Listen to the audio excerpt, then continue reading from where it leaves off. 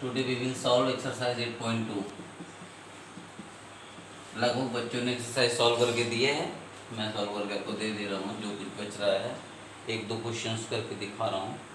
First का second part मैं पहले देता हूँ आपके लिए। 2 tan square 45 plus cos square 30 minus sine square 60। इसमें आपको समझना कुछ भी नहीं है। आप ये देखिए, tan 45 का होल स्क्वायर प्लस cos 30 का होल स्क्वायर माइनस साइन 60 का होल स्क्वायर। अभी क्या है, 2 1 का स्क्वायर प्लस cos 30 1/2 का होल स्क्वायर माइनस साइन 60 √3/2। हाँ, cos 30 की वैल्यू कितनी है, √3/2 थी, एंड cos 60 साइन 60 √3/2। अभी आपका क्या आएगा, 2 1 का 1 हो जाएगा, 3/4 माइनस 3/4, ये कैंसिल हो जाएगा, आंसर आ गया 2। समझने जैसा कुछ नहीं है इसमें। इसका फोर्थ पार्ट एक डिस्कशन में आया था, उसमें कोई बच्चे ने क्वेरी क्रिएट की थी, मैं बता रहा हूँ। चौथा हिस्सा आप इसका देखिए, sine 30 plus tan 45 minus cosec 60 sec 30 plus cos 60 plus cot 45। अभी आप उसको क्या करना है, इसमें भी वैल्यू रखनी है, 1/2 1 minus cosec 60 2/√3 sec 30 2/√3 plus cos 60 1/2 plus cot 45 1। ठीक है, इस तरीके से आपने इसमें वैल्यू सारी रख दी है। अभी आपको सॉल्व करना है, कोई ज़्यादा इसमें परेशान होने की जरूरत नहीं है। नीचे आपका 2/√3 एलसीएम होगा यहाँ पे, और आप यहाँ पे जब सॉल्व करेंगे तो √3 यहाँ पे करेंगे तो प्लस 2√3 और माइनस √3 2 2 4। इस तरीके से आपका हो गया। डिवाइड बाई यहाँ पर भी आपका क्या होगा, सबसे पहले 2√3 आप लिखिएगा। अब इसके बाद आपको क्या करना है, √3 से 2 2 4, 2 से 2 कैंसिल, प्लस √3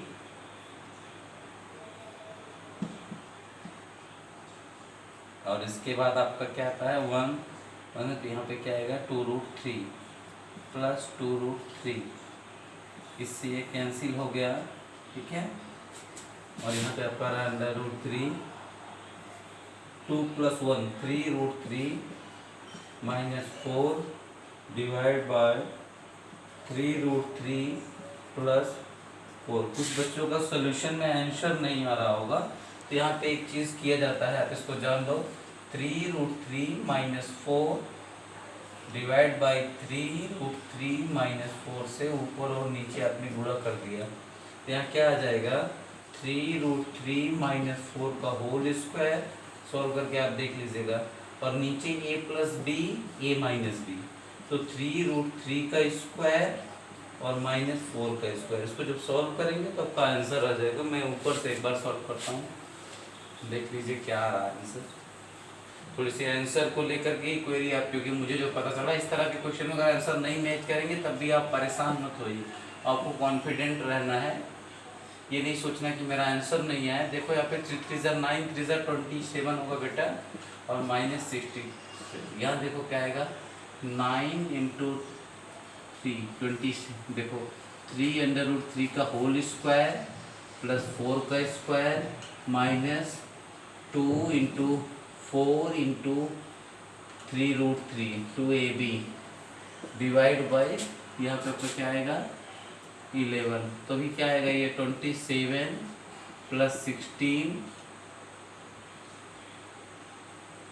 24 √3 डिवाइड बाई 11। अभी इसको ऐड करेंगे आप, 7 6 13 2 1 3 4 माइनस 24 √3 डिवाइड बाय 11।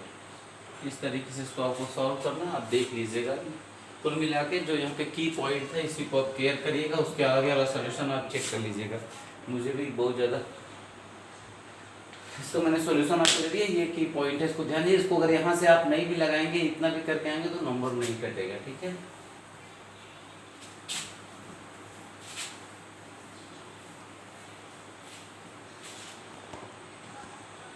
फिर आप लोग आ जाइए क्वेश्चन नंबर 2 के लिए। मैं कुछ सॉल्व कर देता हूँ। क्वेश्चन नंबर 2 में आप लोग है ऑप्शन चूज करना है। ऑप्शन चूज नहीं करना, आप सीधे सीधे मेरी बात को समझना है, केवल क्वेश्चन को सॉल्व करना है।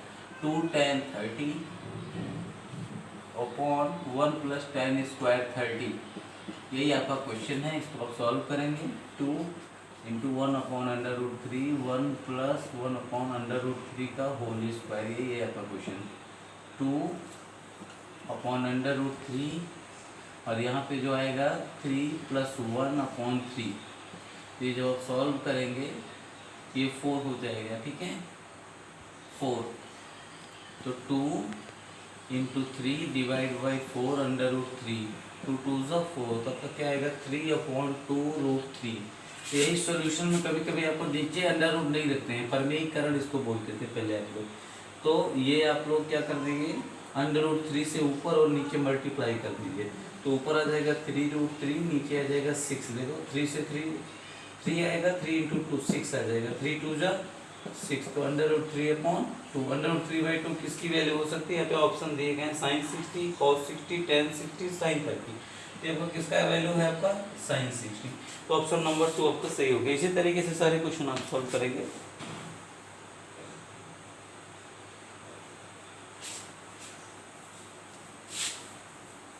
One + tan square 45, 1 - tan square 45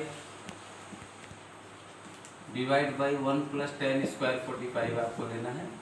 तो tan 45 की वैल्यू 1 होती है, तो 1 - 1 डिवाइड बाई 1 - 1 + 1, तो 1 - 1 ऊपर ही आपका 0/1, ये वैल्यू आ गई 0। तो यहाँ पर फिर से आपको देखना पड़ेगा कि 0 कहाँ पे लिखा गया है, 0 के लिए कौन सी वैल्यू आपकी होती है, ठीक है ना। तो tan 90 आपका नहीं होगा, आप यहाँ पर सीधे जाइएगा 0, डी के लिए 0, ठीक है। ऑप्शन नंबर डी यहाँ पे राइट होगा। इस तरीके से आप सॉल्व कर लेंगे। अब मैं क्वेश्चन नंबर 3 चेक करता हूँ। क्वेश्चन नंबर 3 थोड़ा सा डिफरेंट है, इसलिए हो सकता है आपको लगे। tan a + b गिवन है, ये डेटा आपको, = 1/√3, और एक और दिया गया है tan a - b = 1/√3। तो परेशानी यहाँ पे कुछ ऐसी है नहीं। आप इसमें क्या करना है आपको कि ये दो इक्वेशन बनानी, जिसको भी tan के फॉर्म में कन्वर्ट करिए। तो किसकी वैल्यू, इसमें कौन सी ऐसी वैल्यू जो √3 होती है। अभी तो tan 60 की वैल्यू आपको पता है √3 होती है सर। तो tan से tan कैंसिल होता है, लेकिन बेटा थोड़ा सा क्लियर करना, सोनल ने इसमें कैंसिल कर दिया, इसको से कट कर दिया। इसको कट आपको नहीं करके दिखाना, ठीक है ना। ये कैंसिल काट के नहीं होता, ठीक है। ये आप मान के चलिए इन्वर्स वैल्यू के लिए ये कैंसिल हो जाता है, लेकिन ये कटता नहीं है, मतलब आपको कैंसिल इसको क्रॉस नहीं करना, ठीक है ना। ये वैल्यू नहीं होती, इसलिए आप यहाँ पे डायरेक्ट लिखेंगे, केवल कंपैरिजन करके a + b = 60, और यहाँ पे आपका क्या आएगा a - b tan 30 आएगा यहाँ पे। तो आपका क्या आएगा a - b = 30। That is the equation number 2 and equation number 1। अभी दोनों को सॉल्व करेंगे आप लोग, ऐड करेंगे। 2a = 90 आएगा, a = कितना आ जाएगा बेटा 45। ऐसे ही सॉल्व कर लेंगे, क्वेश्चन में कोई प्रॉब्लम ही नहीं आएगी। क्वेश्चन में पूछ क्या रहा, एक ही वैल्यू पूछ रहा था, क्या पूछा, find the value of a and b। तो एक ही मिल गई, b की भी मिल जाएगी। क्वेश्चन नंबर 4 आप कर लेंगे। अभी जो इस इम्पोर्टेंट पॉइंट है, हम लोगों को कल मैंने आपको बताया था 0 degree. What do you mean by 0 degree. sin 0 की वैल्यू आपने टेबल में पढ़ा होगा, तो sin 0 की वैल्यू 0 आती है, लेकिन एक प्रॉब्लम ये आती है बेटा कि थीटा की जगह पे हमने क्या यूज किया है 0। और कैसे पॉसिबल है कि मैंने आपको पढ़ाया, जो हम यही बताया कि एक राइट एंगल ट्रायंगल में ही हमेशा ट्रिग्नोमेट्रिक रेशियोज का आप यूज करेंगे, अभी जो आप पढ़ रहे हैं। और वहाँ पर अगर ट्रायंगल में कोई एंगल 0 हो सकता है, कभी थीटा के जो रेशियो आप पढ़े हैं वो हमेशा परपेंडिकुलर अपॉन बेस पड़े sin θ = 2। तो ट्रायंगल में अगर एंगल 0 होगा तो कभी ट्रायंगल पॉसिबल होगा। अब ध्यान से मेरी बात को देखिए जरा सा, ये दैट इज द थीटा, अगर ये थीटा है, ठीक है, तो अभी तो ये ट्रायंगल है, ठीक है, यहाँ पे परपेंडिकुलर होगा, ये मान लो बेस हो गया, ये आपका हाइपोटेन्यूज हो गया, but theta is equal to zero. Zero कब होगा? जब ये दोनों लाइन, मतलब अगर ये ए बी सी अगर हमने एज्यूम कर लिया, तो ये जो ए बी है ये धीरे धीरे धीरे धीरे करके, अगर हमारी लाइन ए सी और ए बी जो है अगर ए सी के ऊपर होगी जिस समय, उसी टाइम पे angle is equal to zero आएगा। Theta is equal to zero कब होगा? जब ये लाइन इसी के ऊपर आके ऐसे गिर जाएगी, ठीक है, उसके पहले नहीं होगा। तो एक अप्रॉक्स वैल्यू मैं आपको बताता हूँ कि इसका मतलब क्या है कि जीरो तक, लेकिन जीरो नहीं, मतलब जीरो से बड़े की बात हो रही बेटा, लगभग जीरो जब हम लोग ले जाएंगे तो वहाँ पे कंडीशन कैसे क्रिएट होगी, मतलब यही ट्रायंगल घटते घटते घटते घटते एकदम, ये देखो मैं ये इसमें ये दिखाई पड़, लेकिन दिखेगा नहीं आपको ये, ठीक है ना, मतलब ये जीरो की कंडीशन तक जब ले जाते हैं, लगभग जीरो, ठीक है ना, उस सिचुएशन में क्या होगा आपका, देखो जरा सा, हाइपरटेन्यूज, मतलब ए बी हाइपरटेन्यूज था, यहाँ पे क्या हो गया, A B is equal to hypotenuse is equal to क्या हो गया, A C, and base perpendicular आपका ये था ना B C, and B C is equal to क्या हो गया, जीरो। मतलब हाइपरटेन्यूज, यहाँ पे कंडीशन क्या बन रही है, hypotenuse is equal to base. एक कंडीशन तो आपको ये दिख रही है कि जब हाइपोटेन्यूज ऐसे आके बेस पे गिर जाएगा तभी वो एंगल जीरो होगा, लगभग नहीं तो ट्रायंगल ही नहीं होगा। जीरो कर देंगे तो ट्रायंगल नहीं होगा, लेकिन जीरो से बड़ा, जीरो तक की मैं बात कर रहा हूँ, जीरो से थोड़ा बड़ा अप्रॉक्स वैल्यू चल रही है यहाँ पे, और बीसी जो परपेंडिकुलर है वो क्या हो जाएगा, लगभग जीरो के बराबर हो जाएगा। तब आप जब यहाँ पे sine theta is equal to आपने पढ़ा है परपेंडिकुलर अपॉन हाइपोटेन्यूज, तो साइन जीरो की when theta is equal to take zero, तो क्या हो जाएगा, जब थीटा जीरो लेते हैं तो हाइपरटेन्यूज हमारा क्या हो जाता है बेटा, वो बेस के बराबर हो जाता है, ठीक है, जो भी रहेगा उसमें कोई मतलब नहीं है। अगर आपका हाइपरटेन्यूज यहाँ पे ए बी है तो मैं ए बी लिखूंगा, but perpendicular is zero, then the value is zero. इसी तरीके से जब हम कॉस वैल्यू की बात करेंगे तो बेस अपॉन हाइपरटेन्यूज, तो यहाँ पे आपको पता है कि बेस तो बेस है, लेकिन हाइपरटेन्यूज भी किसके बराबर हो जाता है, जीरो के लिए लगभग बेस के बराबर, मींस कैंसिल होगा, क्या आएगा, 1। तो cos जीरो की वैल्यू क्या आई, 1। आप लोग टेबल में पढ़े होंगे कि cos जीरो की वैल्यू 1। इसी तरीके से अब आगे रेशियो ऑफ फाइंड आउट कर लेंगे, इसको जानना बहुत जरूरी है, इसकी गारंटी है कि 12th तक के बच्चे आपको नहीं बता पाएंगे कि कैसे जीरो, मतलब जीरो पॉसिबल नहीं है, आप याद करते जरूर लेकिन जीरो पॉसिबल नहीं है। वो वैल्यू की जो सही कंडीशन है कि जो एंगल हैं वो जीरो से स्टार्ट होने हैं, मतलब जीरो से बड़े हमेशा होंगे और 90 से जो होंगे वो छोटे होंगे, मतलब ये 90 से छोटे ही होंगे, जितने भी कोण होंगे, जितना भी मैं रेशियो अभी आपको पढ़ा रहा हूँ वो जीरो से शुरू होकर के 90 से कम, क्योंकि 90 भी नहीं पॉसिबल है ना, मैं आपको दिखा दे रहा हूँ कि हाउ टू पॉसिबल 90। अगर आपसे कोई बोले साइन 90 की वैल्यू निकालो, तो आपने कहा कि एक साथ राइट एंगल ट्रायंगल हमने ले लिया, ठीक है, और अगर राइट एंगल ट्रायंगल पहले ले लिया तो एक एंगल तो 90 हो गया ना, तो दूसरा थीटा इज इक्वल टू 90 का भी पॉसिबल है, तीनों कोणों का योग कितना होता है, 180 आपका होता है। तो तीसरा कभी भी पॉसिबल नहीं है कि 90 ये पूरा कंप्लीट हो जाए, 90 मतलब ये 89.9 हो सकता है, बट 90 नहीं हो सकता। तब तक ट्रायंगल दिखेगा, तब तक ट्रायंगल रहेगा, लेकिन अगर जैसे ही 90 आप सोचेंगे तुरंत ही ये खत्म हो जाएगा ट्रायंगल। कैसे, ये लाइन बिल्कुल स्ट्रेट हो जाएगी, ये लाइन बिल्कुल स्ट्रेट हो जाएगी, दोनों पैरेलल हो जाएगी, कहीं पे टच नहीं करेंगी, और जब टच नहीं करेंगी बेटा तो कहाँ से आप मान के चलोगे कि ट्रायंगल बनेगा, और कब ट्रिग्नोमेट्रिक रेशियो निकलेगा।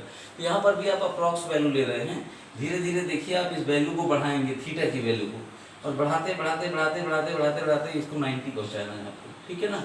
जब इस तरह की आप कंडीशन जनरेट करेंगे कि इसको 90, तो ये इस तरीके से नहीं बढ़ाएंगे, इसको कैसे बढ़ाएंगे, यही पॉइंट ए को आगे ले जाएंगे, अभी थोड़ा एंगल बढ़ गया होगा और आगे ले आएंगे, और एंगल बड़ा हो गया और आगे ले आएंगे और बड़ा हो गया, मतलब जब इसकी एकदम पास ला देंगे तो ए एकदम नज़दीक इसके आ जाएगा, ठीक है ना।